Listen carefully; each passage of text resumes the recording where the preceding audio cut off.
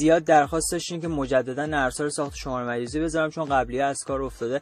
توی ایران تقریبا غیر ممکن شده از طریق نرم افزار، چرا؟ چون آی پی آر رو تشخیص میدن و نمیذارن شما رو بسازیم.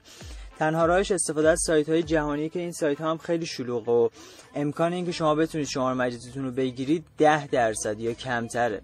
من خودم توی 1 ساعت 4 تا شماره گرفتم، ولی خب میگم باید سرعت عملتون خیلی زیاد باشه. و علاوه بر اون شما باید همگام سازی مخاطبین رو غیر فعال کنید که شمارهاتون نره توی اکانت شماره مجازی، چون اگه یه روز یکی بگیره دیگه شمارهاتون لو نره.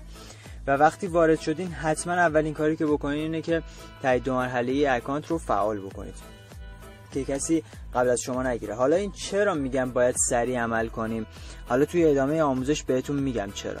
خب ببینین، اول از همه شما تلگرامتون رو باز کنید. بعد از اینکه باز کردید اد اکانت رو بزنید و اینجا این تیک همگام سازی مخاطبین رو بردارین که مخاطبینتون همگام سازی نشه و وقتی وارد شماره مجازی میشین هیچ شماره ای از مخاطبین گوشیتون توی اکانت اضافه نشه.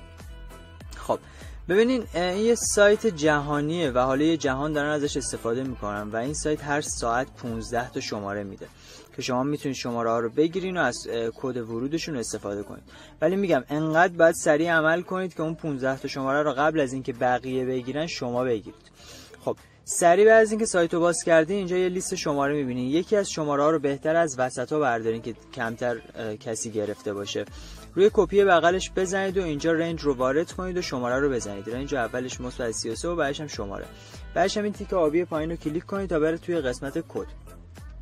خیلی سریع بعد این مراحل رو انجام بدین چون 15 تا شماره است و هر 1 ساعت عوض میشه و خیلی سریع بقیه میگیرنشون.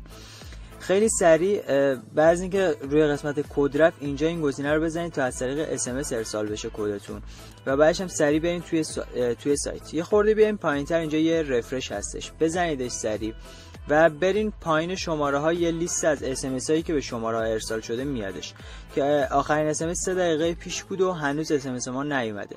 بریم بالا مجددا رفرشش کنید. بعد از اینکه این کار رو انجام دادیم بیاین پایین، همونطور که میبینید 13 ثانیه پیش یه SMS از تلگرام اومده و این همون کد شماست. سریع روی اوپن بزنید و اینجا این کدی که میبینید رو کپی کنید و برگردید توی تلگرام و واردش کنید. کپی رو بزنید بیاین توی تلگرام واردش کنید. اگر قبول نکرد صفر آخر رو پاک کنید و مجددا بنویسید یا عدد آخر رو پاک کنید و مجددا بنویسیدش.